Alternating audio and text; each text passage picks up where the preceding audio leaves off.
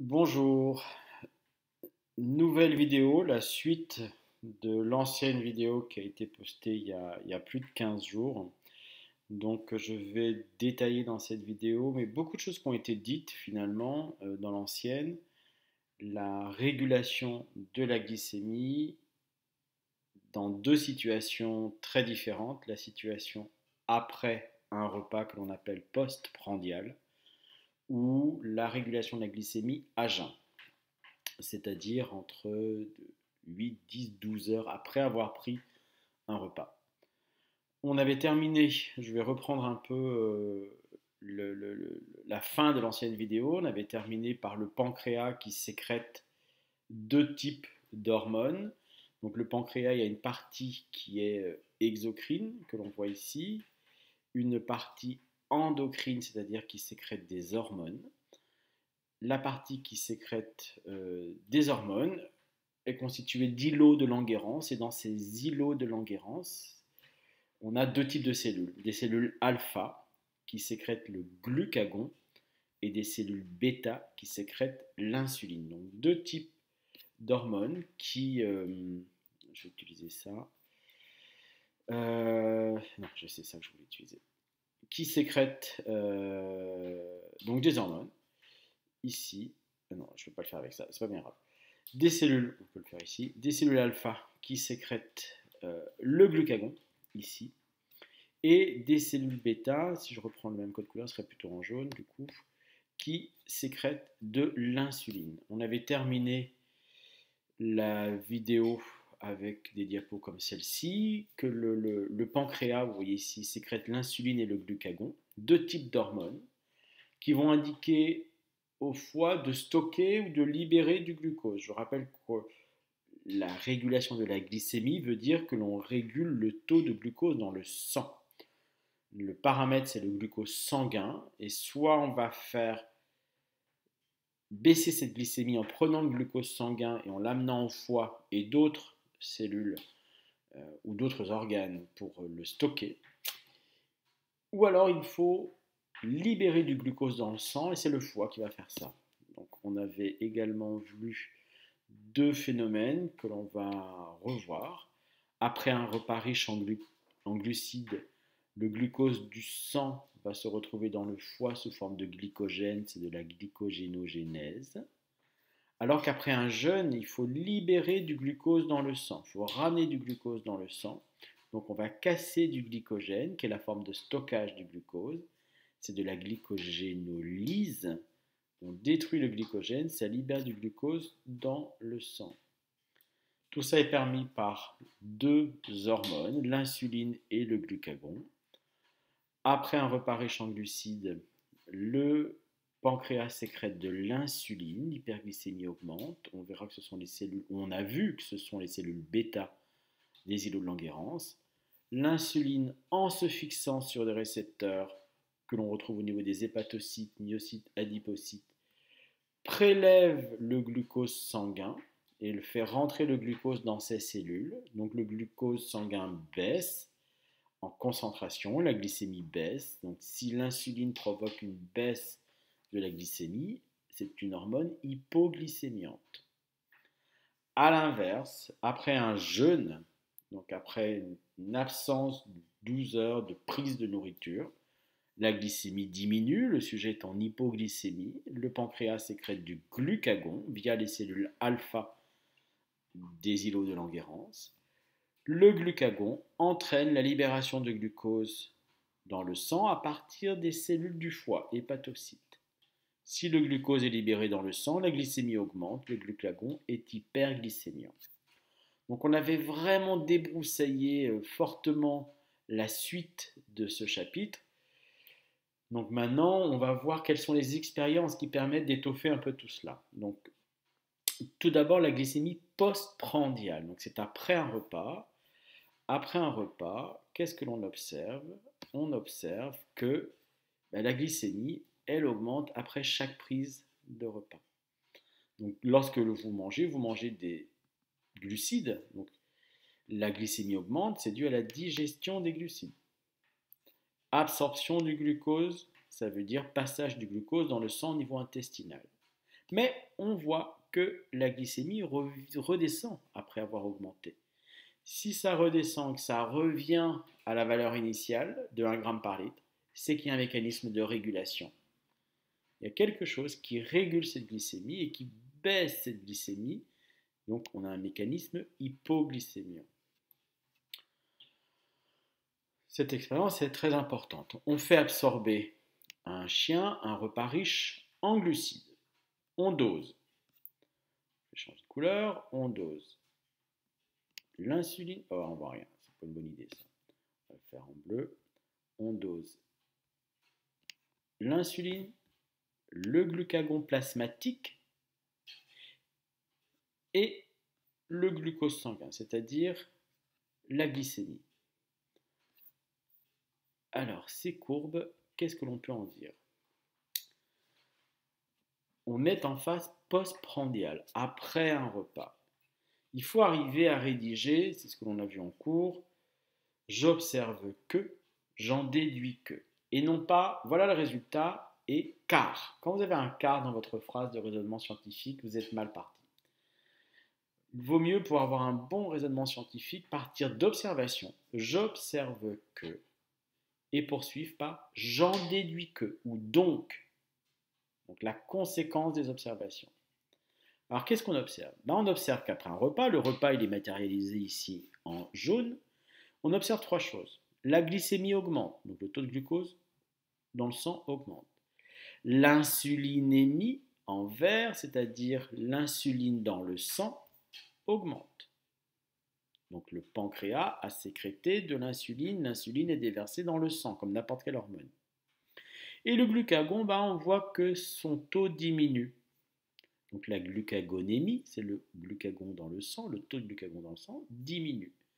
Mais on voit également que ces valeurs tendent à revenir vers leur valeur initiale. La glycémie qui était basse augmente très fortement après le repas parce qu'il y a ingestion de glucides, les glucides passent dans le sang, mais il y a un mécanisme qui fait que cette glycémie va revenir vers la valeur de départ.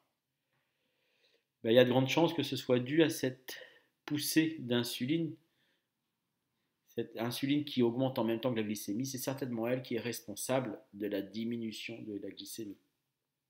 Puis également l'insuline ainsi que le glucagon vont retrouver leur taux de départ. Donc il y a bien un phénomène de régulation. Alors il vaut mieux dire valeur initiale que taux de départ, parenthèse. Donc j'observe qu'après un repas la glycémie augmente, l'insulinémie augmente, la glucagonémie diminue. Je déduis que après un repas, donc en phase postprandiale, il y a sécrétion d'insuline. On voit bien qu'il n'y a pas sécrétion de glucagon, il y a sécrétion d'insuline. Et qu'après la sécrétion d'insuline, la glycémie baisse. Donc l'insuline fait baisser la glycémie. L'insuline est hypoglycémiante. Il faut bien retenir, après un repas, sécrétion d'insuline, baisse de la glycémie, pour amener vers en tout cas, pour faire baisser la glycémie, pas pour amener vers l'hypoglycémie, mais pour faire baisser la glycémie. Elle était à 1, peut-être 1,4, 1,5, et elle revient à 1 g. Donc elle a bien baissé suite à la sécrétion d'insuline. Voilà ce que l'on peut dire. L'insuline a un effet hypoglycémiant. Donné, on va le voir sur plein de schémas différents. L'insuline, et on l'avait déjà dit dans l'ancienne vidéo, l'insuline se fixe sur les hépatocytes, cellules du foie, les myocytes, cellules musculaires, et les adipocytes, cellules graisseuses. Ce sont les cellules cibles, elles ont des récepteurs spécifiques à l'insuline. L'insuline ne rentre pas dans ces cellules. L'insuline se fixe sur des récepteurs.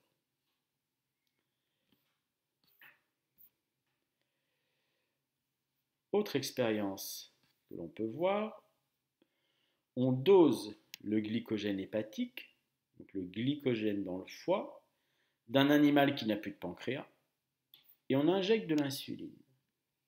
Ici, début d'injection d'insuline. Et qu'est-ce que l'on voit? Quand on injecte de l'insuline, le taux de glycogène augmente. Formation de glycogène, je rappelle ce petit schéma, formation de glycogène, ça s'appelle la glycogénogénèse. l'insuline favorise la glycogénogénèse, puisque on voit que l'insuline fait augmenter le taux de glycogène. L'insuline permet de faire augmenter la quantité de glycogène. L'insuline favorise la glycogénogénèse, mise en réserve du glucose sous forme de glycogène. On avait dit au préalable que l'insuline ici faisait baisser la glycémie. Donc on a plusieurs choses en même temps. L'insuline fait baisser la glycémie. Insuline ici, après un repas, la glycémie baisse. On peut imaginer que la glycémie baisse en favorisant la formation de glycogène. On voit sur ce schéma que si le glucose qui était dans le sang va dans le foie, mon nombre de molécules de glucose dans le sang va baisser puisque ce glucose part dans le foie pour faire du glycogène. Voilà comment on peut expliquer que la glycémie baisse. Le foie a capté du glucose sanguin et l'a stocké sous forme de glycogène. Donc, à retenir, l'insuline permet de faire de la glycogénogénèse au niveau du foie. Au niveau du muscle, qu'est-ce que l'on voit? Une expérience dans laquelle on a un fragment de cellules musculaires avec du glucose, donc milieu glucosé, c'est-à-dire qu'il y a du glucose, fragment de muscle, et dans un milieu il y a de l'insuline, ici, et dans un milieu il n'y a pas d'insuline. Quand il y a de l'insuline, qu'est-ce que l'on voit? Il y a plus de glucose qui est prélevé, et la masse de glycogène augmente. L'insuline, comme pour ici, fait augmenter le taux de glycogène. Du glycogène, il y en a dans le foie et dans les muscles. Donc, ça permet de dire que l'insuline, en effet, se fixe sur des récepteurs sur les cellules musculaires, des myocytes. Et va faire capter le glucose sanguin. On va revoir ça sur des schémas tout à l'heure. Non, c'est pas ça. Ici. Donc, en présence d'insuline, la cellule musculaire prélève plus de glucose et le met en réserve sous forme de glycogène, comme pour le foie. Ça a exactement, on a les mêmes actions de l'insuline sur les cellules hépatiques que sur les cellules musculaires. Captation du glucose sanguin et mise en réserve sous forme de glycogène dans les cellules du foie, dans les cellules musculaires. Maintenant, on avait beaucoup parlé de cela en cours. Sur le tissu adipeux, quel est le rôle de l'insuline? Là, on ne va pas voir le rôle de l'insuline, mais on va voir l'inverse du rôle parce qu'on va détruire les cellules bêta de Langerhans. Si je détruis les cellules bêta, si on fait une destruction des cellules bêta, on va avoir l'inverse du rôle de l'insuline. Puisque les cellules bêta, on peut le mettre en rouge, les cellules bêta, elles produisent l'insuline. Si je détruis les cellules bêta, je n'ai plus le rôle de l'insuline, puisque je détruis les cellules qui produisent l'insuline. Donc quand je n'ai pas d'insuline, qu'est-ce que j'observe? En noir ici, vous avez les réserves de lipides sur des cellules graisseuses qu'on appelle des adipocytes. Quand je passe de A, B, C, D, on voit que les réserves en lipides diminuent. Donc A, B, dans ce sens-là, C, D, on a lipolyse, c'est-à-dire destruction des réserves glucidiques. Mais ça, c'est quand je détruis les cellules bêta. Quand je n'ai plus d'insuline, je détruis mes réserves lipidiques. Je fais de la lipolyse. Ça veut dire que dans l'autre sens, on va changer de couleur, mettre ça en vert, dans l'autre sens, c'est-à-dire D, C, B, A, on va faire l'inverse de la lipolyse, de la lipogénèse. Ici, c'est-à-dire en remontant DCBA, je fabrique des réserves lipidiques. On voit bien que là, les petites taches noires deviennent plus grosses et confluent. C'est plein de petites vésicules qui s'assemblent les unes les autres et je forme une énorme vésicule avec beaucoup de lipides. Donc on fabrique des lipides quand on fait de DCBA. Donc quand on fait l'inverse de la destruction des îlots de Langerhans. Donc ça c'est avec insuline. Alors que là c'était sans insuline. Sans insuline, c'est-à-dire quand on détruit ces A, B, C, D, on détruit les réserves lipidiques. Si, oulala, il y a une erreur. Ah non, c'est parce que je vois ce qui s'est passé. Voilà, on va agrandir la case. Par contre, si, donc A, B, C, D, quand je détruis les cellules bêta qui produisent l'insuline, je fais de la lipolyse. Cela veut dire que quand il y a de l'insuline, donc quand on ne détruit pas les cellules bêta, on prend le chemin inverse. On stocke des lipides, on fait de la lipogénèse. Donc voilà, tous les phénomènes, c'est beaucoup plus compliqué en phase postprandiale, tous les phénomènes qui se déroulent après un repas. L'insuline se fixe sur des récepteurs du foie, des muscles et des cellules graisseuses, hépatocytes, myocytes, adipocytes. On en arrive, je pense, au schéma bilan. On va voir ça. Si j'ai une augmentation de la glycémie, j'ai une stimulation des cellules bêta des îlots de Langerhans et la sécrétion d'insuline. L'insuline est la seule hormone hypoglycémiante. On va avoir une diminution de la glycémie. Elle se fixe ou elle agit en se fixant sur les récepteurs hépatiques du foie, des cellules musculaires, myocytes et des cellules adipeuses. Alors j'ai plein de schémas pour illustrer ça. L'insuline va permettre au sang, en se fixant sur les cellules du foie, va permettre au glucose qui est dans le sang de quitter le sang pour aller dans le foie.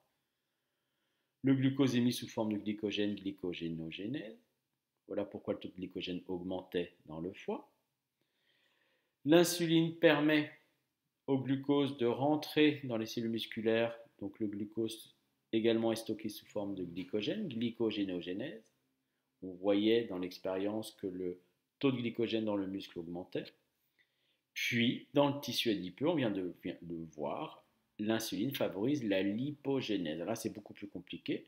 Le glucose du sang rentre dans les cellules adipeuses, va être transformé en glycérol, sur lequel j'ajoute 3 acides gras, je forme des triglycérides. C'est l'interconversion des molécules glucidiques en molécules lipidiques. Voilà pourquoi quand vous mangez beaucoup de sucre, vous fabriquez du gras. En tout cas, si vous mangez beaucoup plus de sucre que vous n'utilisez lors d'exercices physiques. Plus on mange sucré, plus on grossit, parce que le glucose peut facilement rentrer dans la composition de molécules lipidiques. Les triglycérides, c'est le lipide majoritaire que vous trouvez, c'est le gras que vous avez sous la peau. Donc l'insuline va permettre l'entrée du glucose dans des cellules hépatiques, dans des cellules musculaires, dans des cellules adipeuses, en se fixant sur des récepteurs. L'insuline ne rentre pas dans ces cellules et va favoriser la glycogénogénèse hépatique, glycogénogénèse musculaire et de la lipogénèse. On voit ceci ici. En phase postprandiale, l'insuline est sécrétée par des cellules bêta du pancréas. Le glucose, en se fixant sur ces récepteurs, le glucose va permettre de quitter le sang pour aller dans des cellules, parce que l'insuline s'est fixée sur ces mêmes cellules, sur les adipocytes, synthèse de lipides, lipogénèse, sur des hépatocytes et myocytes, c'est-à-dire cellules du foie et cellules musculaires, le glucose rentre et forme du glycogène, glycogénogénèse, c'est ce que l'on voyait ici. Foie et muscles, glycogène, lipides, lipogénèse. Au-delà de ces cellules, l'insuline va favoriser l'utilisation du glucose, la dégradation du glucose pour faire de l'ATP au niveau des mitochondries. ce sera de la glycolyse. En tous les cas, il faut bien comprendre que l'insuline, en se fixant sur les récepteurs des adipocytes, des hépatocytes ou des autres cellules, le glucose quitte le sang pour aller dans les cellules, soit pour faire du glycogène, soit pour fabriquer des lipides, soit pour être détruit. Mais dans tous les cas, si le glucose passe du sang aux cellules, j'ai moins de glucose dans le sang. C'est ça qu'il faut comprendre. Si le glucose quitte le sang, j'ai moins de glucose dans le sang. Donc ma glycémie baisse. Voilà pourquoi mon insuline est hypoglycémiante. Dernier schéma qu'on a vu en cours. Après un repas riche en glucides, phase postprandiale, le glucose passe dans le sang, c'est l'absorption digestive. Donc j'ai une hyperglycémie ici, détectée par le pancréas qui sécrète de l'insuline. L'insuline prend le glucose sanguin, le fait rentrer dans le foie, glycogénogénèse. L'insuline prend le glucose sanguin, le fait rentrer dans le muscle, glycogénogénèse. L'insuline prend le glucose dans le sang, l'ajoute à des acides gras, fait rentrer ça dans des cellules du tissu adipeux, lipogénèse. L'insuline prend le glucose sanguin et le fait rentrer dans d'autres cellules pour que ce glucose soit détruit, pour fabriquer de l'ATP dans les mitochondries. C'est de la glycolyse. Dans tous les cas, l'insuline prend le glucose du sang et le fait rentrer dans des cellules du foie, dans des cellules du muscle, dans le tissu adipeux ou dans d'autres cellules. Si le glucose quitte le sang, le taux de glucose dans le sang baisse, la glycémie baisse. Mon insuline est hypoglycémiante. L'insuline fait baisser la glycémie. C'est ce qu'on avait vu ici. L'insuline, quand la courbe verte augmente ici, ma glycémie en bleu diminue.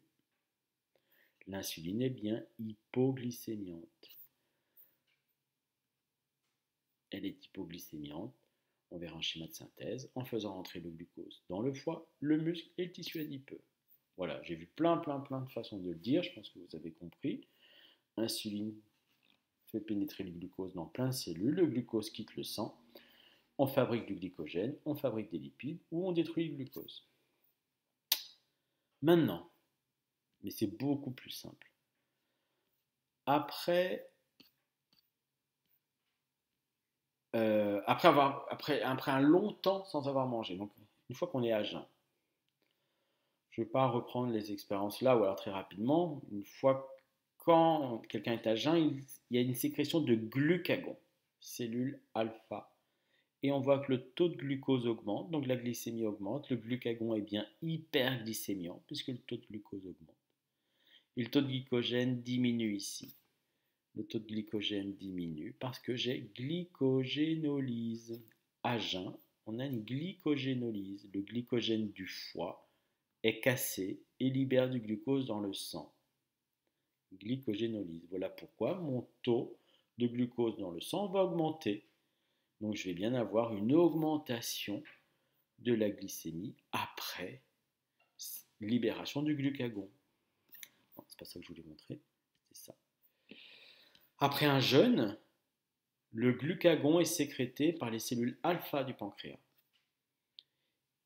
Et c'est beaucoup plus simple que pour l'insuline parce que globalement, il n'y a qu'un type de récepteur au glucagon au niveau des cellules du foie, hépatocytes. Et ça entraîne essentiellement de la glycogénolyse. Donc le glycogène est détruit. Ici, on va de droite à gauche et on libère du glucose. Donc le glucose ici dans le sang a une quantité qui va augmenter. Donc le glucose quitte le foie, il provient du glycogène, pour aller dans le sang, donc la glycémie augmente. Voilà comment le glucagon fait augmenter la glycémie. C'est une hormone hyperglycémiante. Alors il y a une petite nuance qu'il faut apporter, que l'on voit ici. Donc, je vais la préciser tout à l'heure, mais on reprend que dans le cas d'une... Oh, j'aurais dû baisser ça. C'est hyperglycémie. Le glucagon est sécrété. Si le glucagon est sécrété, ça donne le signal au foie de libérer du glucose à partir du glycogène, donc glycogénolyse.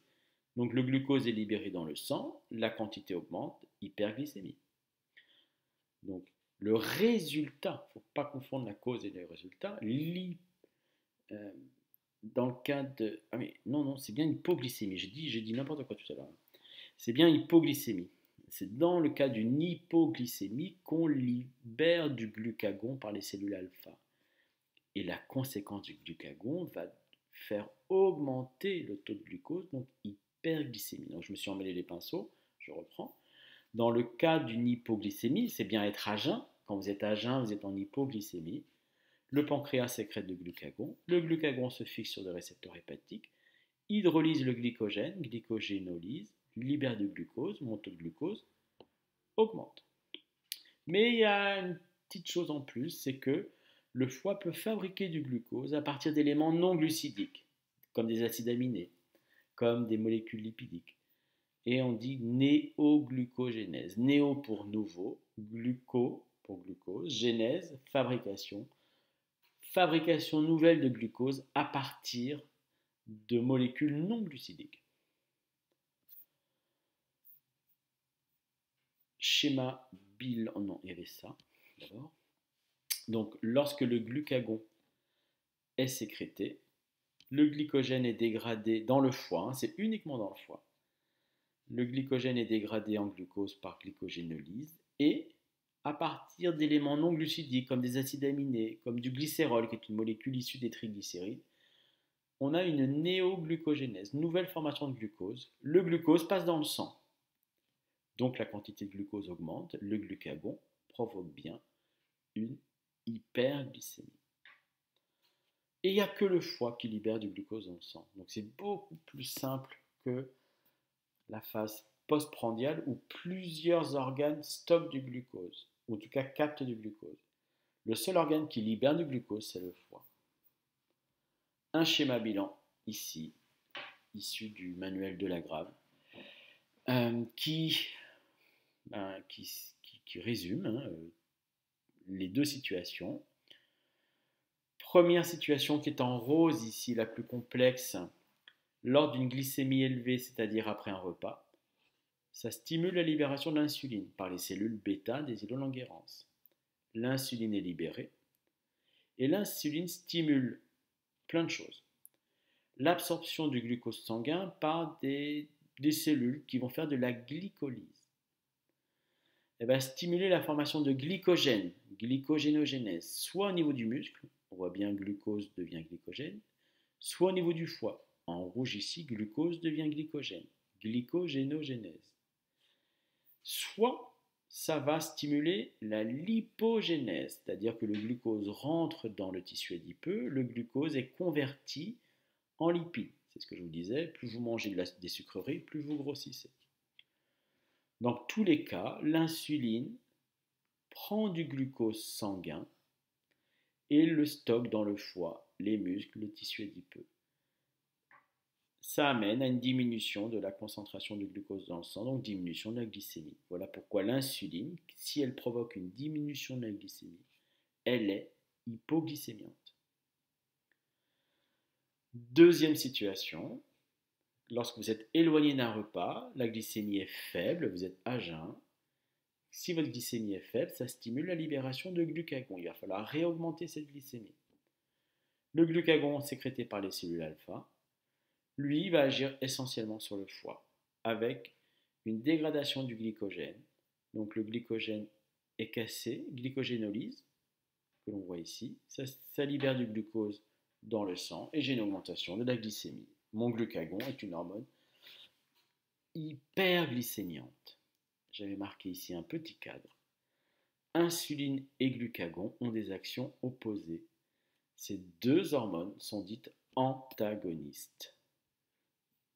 Là, la définition d'antagoniste. Le bilan, on l'a vu. On termine cette vidéo par la notion d'hormone. Qu'est-ce qu'une hormone ? On en a déjà parlé. Molécule chimique sécrétée par une cellule endocrine. Cellule endocrine, ça veut dire qu'il libère une substance dans le sang.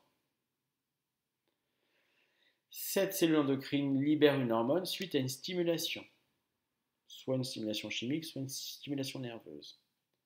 L'hormone est déversée dans le milieu intérieur. On a vu ce que c'était. Plasma, liquide interstitiel et lymphe canalisée. L'hormone circule dans le sang. Le sang transporte l'hormone jusqu'à un organe cible parce que l'hormone se fixe sur des récepteurs spécifiques. La cellule va répondre à cette stimulation. On a ici un schéma qui est clair. Stimulation, la cellule endocrine libère l'hormone. L'hormone est véhiculée par le sang, se fixe sur des récepteurs spécifiques d'une cellule cible. La cellule va répondre. Je prends le cas le plus simple à jeun. À jeun, il y a une stimulation. Les cellules alpha libèrent le glucagon. Le glucagon est transporté dans le sang. Le glucagon se fixe sur des récepteurs au niveau hépatique et ça va induire une glycogénolyse. Et la réponse va être une libération de glucose dans le sang, augmentation de la glycémie. Les hormones agissent à très faible concentration. Quand tous les récepteurs sont saturés ou occupés, la réponse est maximale. On a plusieurs types d'hormones, des hormones lipidiques dérivées du cholestérol qu'on appelle les stéroïdes, toutes les hormones sexuelles, testostérone, œstrogène, progestérone. On a des amines biogènes, on ne va pas retenir ce mot-là, mais des hormones produites à partir d'acides aminés, donc des protides, comme l'adrénaline, un exemple que vous connaissez. Et on a des hormones issues d'un enchaînement d'acides aminés. Donc pas des acides aminés modifiés, mais des enchaînements d'acides aminés, des protéines ou des peptides. L'insuline, avec une petite erreur là dans le cours, c'est 51 acides aminés, l'insuline, pas 31. Et le glucagon, ce sont des petits peptides ou des protéines. Ça nous amène à la notion d'homéostasie, très importante, la notion d'homéostasie. Voilà, l'homéostasie, c'est la capacité de l'organisme à maintenir son milieu intérieur stable, que ce soit la température, que ce soit le pH, que ce soit le taux de glucose, il faut que ce soit le plus stable possible. On sait que la glycémie, il faut qu'elle arrive à être à 1 gramme par litre. Sauf que, il y a des paramètres qui vont faire que ça va changer, on mange ou on ne mange pas. Mais il va falloir induire une réponse pour que la glycémie soit 1 gramme par litre. L'homéostasie fait appel à un système qui est réglé, un système qui est le système réglant. Le système réglé correspond aux paramètres qui varient. Prenons le cas de la glycémie. La glycémie, elle est réglée et régulée. C'est elle qui va subir l'action du système qui va faire en sorte qu'elle soit la plus constante possible à 1 gramme par litre. Pour régler ce paramètre, on fait appel à un système réglant qui correspond aux organes et aux messages qui sont impliqués dans la correction du paramètre. Ça comprend un récepteur, un centre de régulation et un effecteur. Un effecteur, c'est celui qui donne la réponse. Prenons le cas de la glycémie, ici. Donc on a notre paramètre qui doit être le plus stable possible, à l'équilibre. Prenons la glycémie à 1 gramme par litre. Vous mangez, vous êtes en déséquilibre, vous n'êtes plus à 1 gramme par litre, vous êtes à 2 grammes par litre. Il y a un récepteur qui capte la variation de ce paramètre. Et ce récepteur va dire à un organe ou à un système de régulation, attention, le paramètre est déséquilibré, il faut apporter une réponse. C'est souvent le système nerveux, le système hormonal. Donc là, on va avoir sécrétion, par exemple, après manger, sécrétion de l'insuline par une hormone. C'est le pancréas qui va sécréter l'insuline. L'insuline doit être transmise à un effecteur, c'est l'organe qui va donner la réponse. On sait que ça peut être le foie, on sait que ça peut être le tissu musculaire ou le tissu adipeux. L'insuline se fixe sur des récepteurs et on a une réponse. Au niveau du foie, le glucose rentre dans le foie et forme du glycogène, pareil dans le muscle. Ou alors on fabrique des lipides à partir du glucose dans le tissu adipeux. Donc le glucose sanguin diminue et mon paramètre du glucose qui était déséquilibré revient à l'équilibre. Si maintenant vous êtes à jeun, votre système est déséquilibré, vous êtes à moins de 1 gramme par litre, puisque l'équilibre c'est 1 gramme par litre. À jeun, il y a des récepteurs qui détectent, des capteurs qui détectent que c'est une hypoglycémie. L'information arrive au pancréas qui doit sécréter du glucagon. Le glucagon est transmis à l'effecteur, qui est le foie, par voie sanguine. Donc, quand ça quitte le système de régulation, c'est efférent. Quand ça arrive au système de régulation, c'est afférent. On avait vu ces termes dans les situations réflexes de première. L'effecteur, qui est le foie, reçoit un message issu du glucagon qui se fixe sur son récepteur. Et le foie, dans ces cas-là, casse le glycogène, hydrolyse le glycogène, glycogénolyse, libère du glucose dans le sang. Et là où j'étais à 0,8, eh ben je reviens à 1. Puis je mange, je déséquilibre à nouveau ce paramètre. Les capteurs détectent l'hyperglycémie, puisque j'ai mangé. Donc hyperglycémie, détectée par un récepteur. Le centre de régulation sécrète l'insuline, qui se fixe sur l'effecteur foie, muscle, tissu adipeux. Et l'insuline emprunte le sang, c'est une hormone. Ce ne sera pas un message nerveux, ce sera un message hormonal. L'insuline se fixant sur les cellules du foie, muscle, tissu adipeux, fait rentrer le glucose. Donc, mon glucose qui était trop élevé, mon glucose sanguin qui était trop élevé suite au repas, revient à 1 g par litre. Et on a réglé notre paramètre. Puis on tombe à nouveau dans l'hypoglycémie, déséquilibre. Il y a des récepteurs qui captent l'hypoglycémie. Ça envoie un message au pancréas comme quoi il faut libérer du glucagon, cellule alpha. Le glucagon se fixe sur l'effecteur, le foie, hydrolyse du glycogène, je libère du glucose dans le sang. Donc là où j'étais à 0,1 g par litre, je reviens à 1 g par litre, à l'équilibre. Puis je mange, et ainsi de suite, et ainsi de suite, et ainsi de suite, et ainsi de suite. Voilà comment on régule un paramètre du milieu intérieur. Et la régulation, en tout cas le maintien le plus stable possible d'un paramètre du milieu intérieur, ça s'appelle l'homéostasie. Maintenir le milieu intérieur stable. Système réglé, c'est le paramètre. Ça peut être le pH, ça peut être la température, ça peut être le taux de glucose dans le sang. Système réglant, il est constitué d'un récepteur, d'un centre de régulation, d'un effecteur. Récepteur, il capte. Centre de régulation, il envoie des hormones ou il envoie un message nerveux. L'effecteur, il va recevoir le message. Donc c'est l'organe qui va, une fois qu'il a reçu le message, donner une réponse. Soit le stockage du glucose, soit la libération du glucose. Voilà pour cette vidéo. J'espère que ça vous a aidé. A plus tard, prochaine vidéo qui va venir dans peu de temps sur la dérégulation de ce mécanisme et ce sera le diabète. À bientôt.